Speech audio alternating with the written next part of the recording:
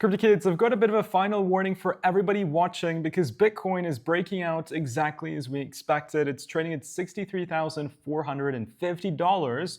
If you're unfamiliar with our macro thesis, over the past 2-3 days, we developed an understanding that 2018 and 2026 are incredibly similar. I mean, actually, we've had this understanding for a long time, even back in May. That's what led us to believe that Bitcoin will correct from its 200 daily moving average from $81,000 to swipe the low from February in June of this year. That played out beautifully, but it was a short setup. And actually, we had a long setup flashing, at least for the immediate short term, due to what happened in two bear markets before us, right? So we covered that video in detail, talking about the correlation. I would highly recommend checking the card at the top right-hand section to familiarize yourself with the macro thesis, and this will be a video which builds upon that. We reaffirmed that thesis and even went into a couple of altcoins like Solana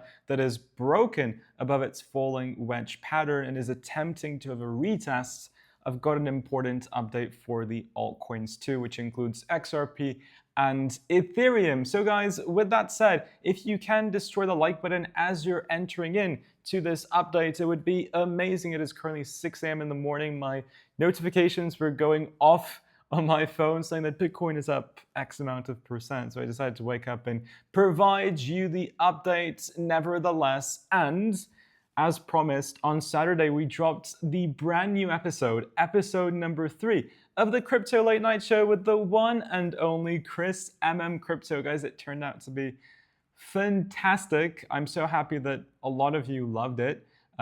Do check this one out. I'll leave a link in the description after you've done watching our Bitcoin TA video. Of course, the Bitcoin TA is more important. This is for leisure, and I think it's super fun, and I enjoy doing the late night shows a lot. But let's do our homework first, and then we can watch the entertaining content that is our Crypto Late Night Show. We have things like we've got a game that we play with our guest. We've even got a sketch where I dressed up as a barista.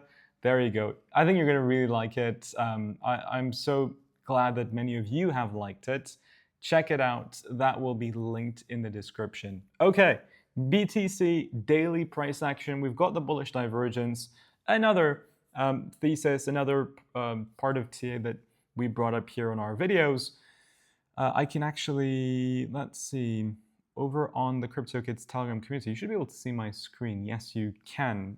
The W that Bitcoin is trying to formulate that couples with the bullish divergence was what we shared when BTC traded at $61,758.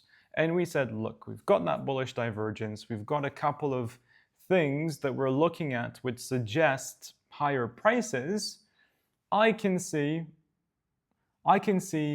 a trade into the neckline of the W, which gives us resistance not only from the W structure, but actually from POC volume, and then hitting the 200 daily moving average consequently, as that's what we did in 2018 summer, and we have traded higher in summers before rejecting into a final leg towards the downside. So this was on the 2nd of July, Thursday. That was at $61,700. Now Bitcoin is up $2,000 since we have shared that, which is great, but we're not quite yet at the target. We're $4,000-ish away from the neckline that coincides with the point of control, and we're still over $10,000 away from the 200 daily moving average targets. I've got my long position, and it's doing okay. I mean, it's only up 6%, but it's something. I'm going with low leverage, and I want to scale into huge Bitcoin longs when BTC is over the 200 daily moving average, which I think will happen at some point towards the late Q4 of this year. Every time Bitcoin broke above this blue line, it ended the bear market, and you didn't, I mean, if you could hold a position at the breakout until the top of the bull, you're golden, like you're making a lot of money. So that's the real position I'm going to take. But in between, I thought to myself, hey, we're getting something so similar in price fractals. Why not take opportunity and take the trades from 61,900 is my average entry price, the 200 daily moving average. That is 20%.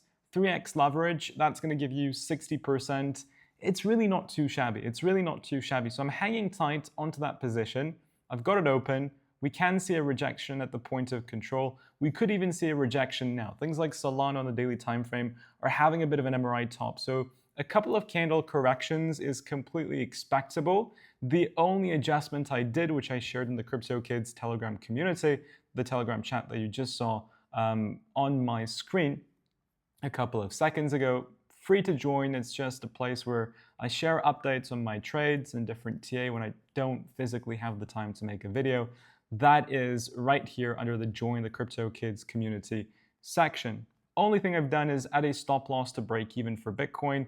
With my altcoin trades, I'm more loose. I can allow those to be as they are. Solana, I'm keeping an eye on. So Solana, right? We did go above the falling wedge. I'll get into the altcoins. I don't want to jump the gun here. So let's finish off Bitcoin first. Bitcoin in summary, waiting for the 200-day in the short term, can get a small correction.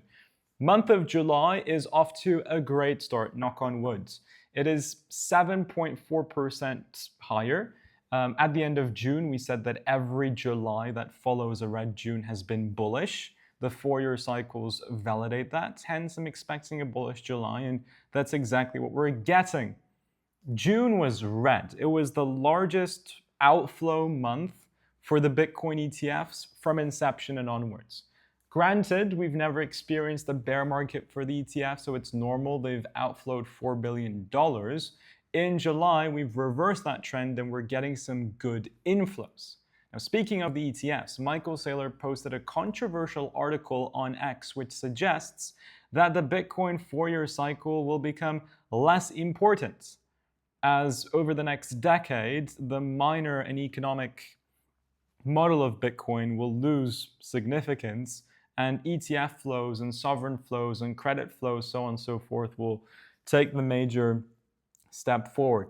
Now, I agree with Saylor that eventually the 4-year cyclicality is going to break. The S&P 500 was trading in 4-year cycles for roughly 3 decades, and then it broke. This was, correct me if I'm mistaken, it should be between the 60s all the way into the 80s, the S&P 500 traded in 4-year cycles. So for 3 decades, you did the same thing over and over and over again, but eventually you broke it. Now, will this be the final 4-year cycle that Bitcoin plays out so easily?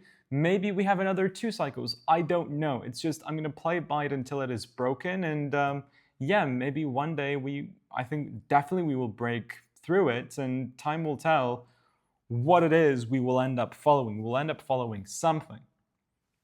I mean, look, I don't want anybody to misunderstand me when I say 200 daily is going to reject as my base case scenario into Q4, then we develop the low and start going up from there. I personally believe that the low is so close to being in that I'm not risking it, and I've actually purchased a bunch of Bitcoin over months, and I'm still purchasing spot Bitcoin because I think it's just it's such a great deal. Bitcoin is trading at such a great deal. Sure, we can go down another 30% from where we are. Is it worth the risk, though, to stay on the sideline and have to jump in at higher prices? I don't believe so. I think buying now spot and adding to the bag as much as I can is such a productive strategy to be developing. We've went through some of the bottoming signs. We've done the bearish signs at the top of the bear market about a year ago. Can't believe it's already been a year. Well, not a year ago, like 10-ish months ago. Now we can start talking about the bottom signs. Bullish divergence, 20-week period, 21-week period, same as the cycle before us. We're seeing the realized P&L ratio come to levels only experienced at the bottom of the bear markets. The supply in profit, or supply in loss, jumped over 50%. We shared near the 50s that it's a great opportunity to be buying whenever we go over supply in loss 50%. It's always near the bottom. think buying up Bitcoin at levels that I can financially afford to buy without going broke is the way forward. And yeah, maybe I'm a little bit irresponsible in doing so, but I'm also 18 years old, so I can afford to take those risks. And I understand that not many people can. That's totally okay. You have to do as your risk management suits you and as your TA suits you. This is just my overview and decisions that I take based off of the markets we have.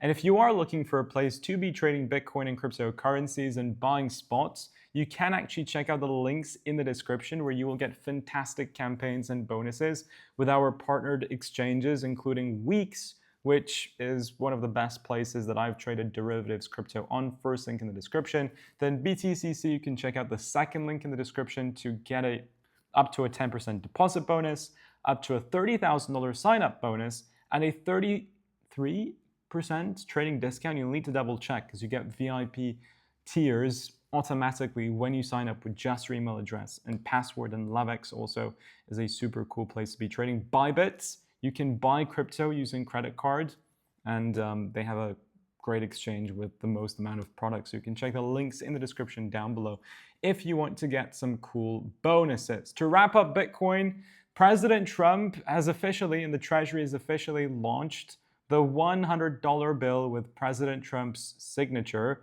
A first, should be a first in US history where a president has signed a dollar bill.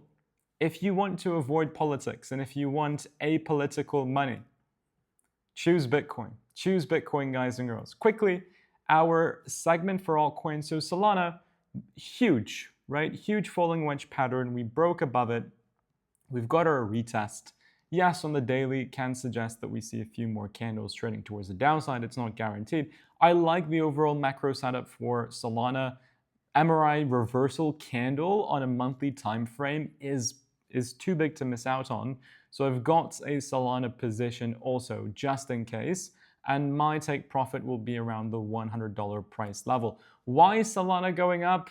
Because of this meme coin called Ansem. I'm not a meme dude, so I don't know the nitty-gritties and details of this meme coin, but from my friends, I hear that it literally brought back an altcoin or meme coin bull market, and this guy's up $200 million over the past week, which is insane. But please make no mistake, like every other meme coin aside from SHIB, Doge, and Pepe, like this will end up going to zero. XRP, beautiful falling wedge. I've got a small position, DCA position on XRP. I don't want to go in, I don't want to add more capital until we see a breakout above the falling wedge, just like Solana. But this is a pattern that I want to keep an eye on. And Ethereum's got a beautiful, beautiful W structure, which a confirmation above the neckline, particularly with volume, will not only take us to $2,000 from my standpoint, but actually it will further emphasize that Bitcoin will go higher, as Ethereum is a higher beta asset version of BTC. If Ethereum goes higher, it tends to be these days front-running Bitcoin, then it will suggest that Bitcoin will also go towards the 200 daily moving average. Where is my tone-based volume? Can't find my volume. It's important. It's crucial that we get a bullish volume during the breakout. Altcoins have been so oversold. We've never seen this much selling pressure in altcoins ever. And because of that, I feel more comfortable getting into altcoin positions. Let's wrap it up. We got the US PMI data. Most associate PMI with altcoin season. It's a true association. The PMI is a great way of determining the business cycle. I know we're at 53, which is technically expansion, but it's not what we need for an altcoin season. So we're not going to get altcoin season for at least some more time. But, I just wanted to bring it up because people often get confused. We need to see occurrences, rapid moves in the PMI, which is, there's a lag between assets catching up with the PMI. So you need to see a huge jump, and then 6 months down the road, yeah, altcoins will fly. We're just not there yet. Interest rate expectations are not there yet. According to Whoosh, labor markets are doing fine. and that dots will be present for a short period. So maybe he gets rid of dots. I don't know. The dots is what tells us that we won't see 0% interest rates even going to 2029 and beyond. So maybe he's going to change it, right? He's giving some cryptic messagings that over the next 9 to 12 months, task forces will show great data findings. Maybe those task forces determine inflation is not at 4.2%, but it's actually at 1.5 or 2%. So maybe he lowers them faster. I mean, yeah, these things are very tough to speculate on, but let's see. We'll keep you updated as we post daily. Anyways, just don't forget the overall message.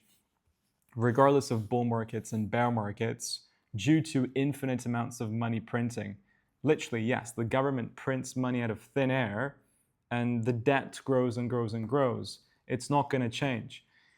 Since we have this principle, even though we get bear markets and bull markets, things just always end up going to the upside over time. So the more you can save, the more you can compound into assets like Bitcoin, like the S&P, then over the next 15, 20 years, that compounding of interest in your portfolio will lead to great amounts of wealth. So instead of trying to find shortcuts, really stay consistent, develop cash flow strategies, invest your cash flow, and wait. That's the best thing you can do, and enjoy life, guys. Enjoy life.